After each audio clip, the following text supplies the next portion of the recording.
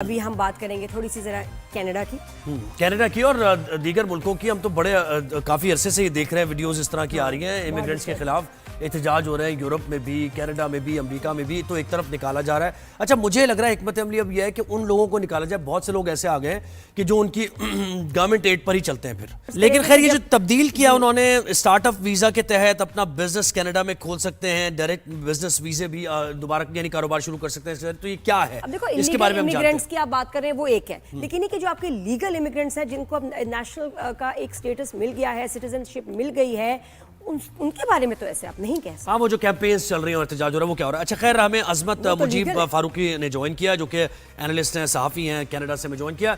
बहुत शुक्रिया अजमत साहब। गुड मॉर्निंग, कैसे हैं आप? ठीक ठाक हैं जी? अस्सलाम वालेकुम। बिल्कुल ठीक ठाक। आप लोग कैसे हैं? बिल्कुल ठीक ठाक हैं। अच्छा, मुझे बताएं कि एक तो पहले तो ज़ाहिर है अब आपकी आमद का फ़ायदा उठाते हुए पहले हम ज़रा ये जान लें कि कनाडा में सूरत हाल हम मुख्तलिफ जगहों की देखते हैं, मुख्तलिफ शहरों की देखते हैं, बहुत बदहाली है वहाँ पर।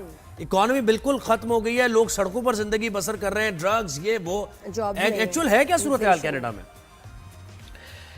देखें, मैं इसको इस तरह से कहूँगा कि जब हम यहाँ पे रहते हैं और पाकिस्तान में कुछ होता है तो एक नेगेटिव पहलू दिखाया जाता है मीडिया के ऊपर, जबकि इससे जो सूरत हाल होती है वो मुख्तलिफ होती है। इसी तरह यहाँ पर भी ठीक है, ऐसा कुछ ज़्यादा नहीं है। इलीगल इमिग्रेंट्स जो हैं वो भी हैं, लेकिन देखें, माशी सूरत हाल तो पूरी दुनिया के अंदर चेंज हो गई है, इकॉनमी पूरी दुनिया में चेंज हो रही है, हालात हर मुल्क के ख़राब हैं। आप कह सकते हैं कि रिसेशन आया हुआ है। अब जो आप जो सड़कों के ऊपर देख रहे हैं या कोई ऐसी चीज़ इमेजेस देख रहे हैं कि यहाँ पे दिखाई जा रही हैं, तो मैं इसको इस तरह से कहूँगा कि एक बहुत बड़ी तादाद जो है यहाँ पे स्टूडेंट वीज़े के ऊपर आई, पाकिस्तान से नहीं, दूसरे ममालिक हैं वहाँ से आई। और ऐसे यहाँ पे जो इमिग्रेशन मिनिस्टर हैं उनसे बातचीत हुई, उन्होंने बताया कि एक अंदाजे के मुताबिक तकरीबन 50 से 60 हज़ार स्टूडेंट ऐसे हैं कि जो स्टूडेंट वीज़े पर तो आए यहाँ पे, लेकिन उन्होंने कॉलेज में अब तक रिपोर्ट नहीं किया और वो गायब हैं। तो इस तरह के जो लोग हैं वो, ये सब जो आप फुटेजेस देखते हैं, वो लोग हैं जो नज़र आते हैं, जो कि यहाँ आने के बाद वो समझते हैं कि हम बस अब यहाँ पर आ गए हैं, कुछ भी कर सकते हैं। और तो वो पढ़ने नहीं आते, वो सिर्फ वहाँ घुसने आते हैं कि वहाँ हम आ गए हैं तब हमने वापस नहीं जाना, गायब हो जाना। गवर्नमेंट सपोर्ट पे चलना है बस उन्होंने, फिर गवर्नमेंट सपोर्ट पे चलना है। जो यहाँ पे होमलेस शेल्टर्स हैं वहाँ पे जाके क्या वो असाइलम अप्लाई करते हैं, उसके बाद क्या करते हैं?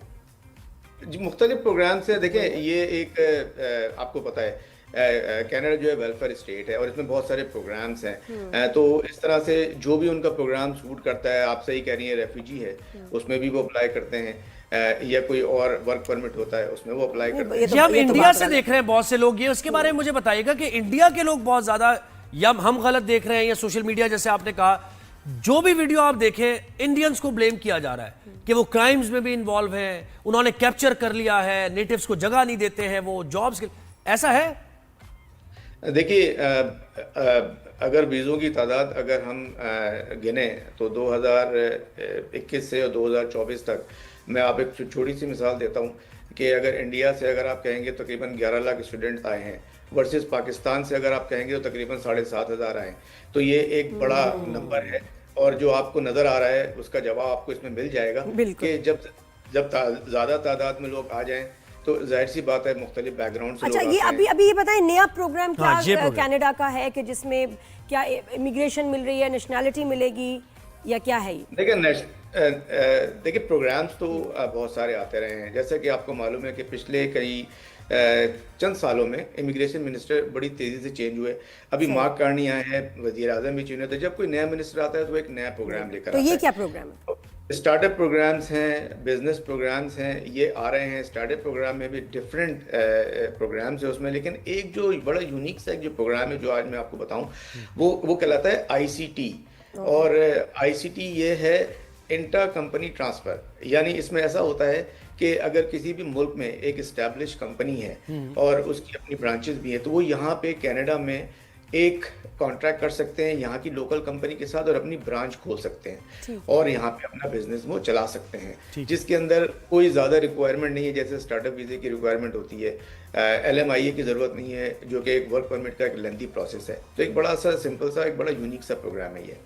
यानी एग्जिस्टिंग वहाँ कंपनी जो कनाडा में है उसके साथ कोलैबोरेट करके आप यानी पार्टनरशिप कर सकते हैं उसके साथ ये या बिल्कुल, अपनी देखिए। कंपनी की ब्रांच वहां खोल सकते हैं, ये आप कह रहे हैं? बिल्कुल, अपनी कंपनी की ब्रांच आप यहाँ पे खोल हाँ, सकते ये हैं। करें। ठीक है, अपनी अच्छा, और कंपनी के लिए ऐसे में क्या उनको जो अपनी कंपनी की ब्रांच खोलेंगे उनको क्या मिलेगा फिर उसके बाद? वो तो इन्वेस्ट कर रहे हैं फिर।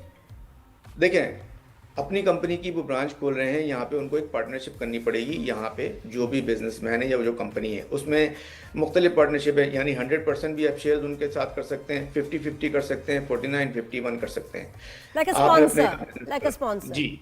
अच्छा, ये तो जी, सर वैसे लेकिन- हर मुल्क में ऐसा नहीं है कि अगर आप कैपिटल लेके जा रहे हैं और आप कोलैबोरेट कर रहे हैं या पार्टनरशिप कर रहे हैं तो हर मुल्क वेलकम करता है इसको।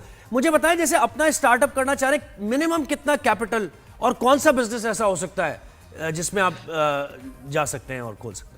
देखिए, मैं आपको इस आईसीटी के बारे में बता दूं कि इसकी जो खुसूसियात हैं, खुसूसियात ये हैं कि इसमें कोई इंग्लिश की रिक्वायरमेंट नहीं है इतनी ज़्यादा, कोई एजुकेशन की रिक्वायरमेंट नहीं है। इसका फ़ायदा होता ये है कि जब आप बिज़नेस ओपन करते हैं तो आपका जो स्टाफ होता है, यानी ओनर्स हो गए, मैनेजर्स हो गए, एग्जीक्यूटिव यानी लीडरशिप रोल के जो लोग होते हैं, उनको एक बिज़नेस, उनका एक प्लान पेश किया जाता है और उनका प्रोसेस स्टार्ट होता है और वो यहाँ से 2 से 3 महीने में आ जाते हैं और यहाँ पे काम करते हैं। उनकी रिक्वायरमेंट जो है वो ये है कि वो मिनिमम 1 साल उस कंपनी के मुलाजिम हो लास्ट 3 इयर्स में, उनका एजुकेशन, उनकी एक्सपर्टीज उस बिजनेस में हो जो कि यहाँ पे आके उसको रन कर सकें और वो यहाँ की जो कंपनी होती है उसके साथ मिलके वो अपना बिजनेस एक्टिवली रन करें। अच्छा, इसमें तो मुझे एक तरह से अच्छा है, वहाँ के लोगों के लिए भी फायदा है कि उनकी जो कंपनीज है उसमें इन्वेस्टमेंट आएगी क्योंकि उनको पार्टनर बनना है, वेरी गुड। और साथ में अच्छा, इसमें ये क्या कैपिटल बंदिश आ रहा है है उनके उस मुल्क में। ये भी, और उनमें बंदिश ये होगी कि वहाँ के लोगों को एम्प्लॉय करें क्योंकि वहाँ एम्प्लॉयमेंट का बड़ा मसला है, या कि ये कि आप यहाँ से हम लोग स्पॉन्सर करें, साथ अपने लेके आए, या वहाँ के लोगों को जॉब में रखा जाए? देखिए, आप यहाँ से तो स्टाफ लेके जाएंगे, जब आपका बिजनेस एक्सपेंड होगा तो आप को एम्प्लॉयज़ चाहिए होंगे, तो आप यहाँ के लोग जो है वो भी आप हायर कर सकते हैं और उनको रोजगार फराहम कर सकते हैं। अच्छा, व्हाट अबाउट द स्टूडेंट्स? उनके लिए भी नई पॉलिसीज क्या हैं? क्योंकि उनके लिए भी पीआर की जो रिक्वायरमेंट्स है अब बदल गई हैं और इंटरनेशनल स्टूडेंट्स को डिस्करेज भी किया जा रहा है। जी, जैसे आप इंग्लैंड में देखें, बरतानिया में देखें, आप लोगों को ईमेल्स चली गई स्टूडेंट्स को कि आप वापस जाएं, बस आपका स्टूडेंट वीजा। कनाडा में क्या है स्टूडेंट्स के लिए अब न्यू पॉलिसीज? देखिए, न्यू पॉलिसी जो कनाडा में स्टूडेंट्स के लिए रिस्ट्रिक्ट हुई थी, एक तो ये थी कि स्टूडेंट वीज़े की तादाद कम कर दी गई थी, बहुत तकरीबन हाफ से भी ज़्यादा कई मुल्कों के लिए जो है वो तादाद कम। फॉर एग्जांपल, अगर किसी मुल्क का कोटा जो है 50,000 था तो उसको 25,000 या 20,000 कर दिया गया था, एक मैं एग्जांपल दे रहा हूँ। और उसके अलावा उनको एक सिक्योरिटी डिपॉजिट कर दिया, यानी $10,000 अगर किसी कोर्स की फीस हो तो $10,000 ही उनको एक डिपॉजिट भी यहाँ पे रखना पड़ेगा। तो ये सारी रिस्ट्रिक्शन की थी ताकि जो ऐसे ही आ जाते थे बगैर किसी अच्छा, और जो लीगली पीआर के लिए अप्लाई करना चाहें वो कितने साल में, और उनके लिए क्या रिक्वायरमेंट है? देखें, ये जो मैंने जितने भी आपको प्रोग्राम बताए हैं, चाहे आप स्टार्टअप वीज़े पर आएँ, चाहे आप ये आईसीटी के प्रोग्राम पर आएँ या स्टूडेंट वीज़े पर आए, एक पॉलिसी होती है कनाडा के अंदर कि जब आप 1 साल काम कर लेते हैं तो 1 साल काम करने के बाद आप एलिजिबल हो जाते हैं पीआर कार्ड के लिए अप्लाई करने के लिए।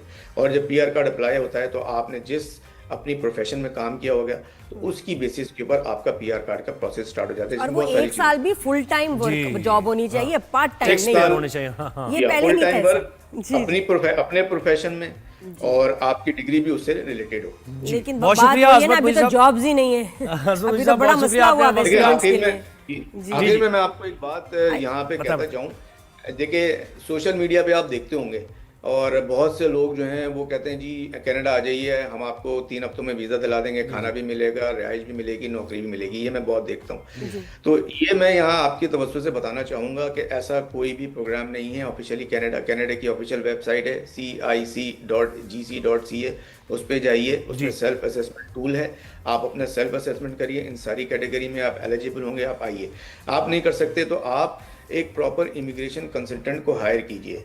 और फिर ये स्टार्टअप वगैरह जो अभी आ गया है वीजा, इससे भी फायदा होगा। बहुत शुक्रिया। बहुत शुक्रिया।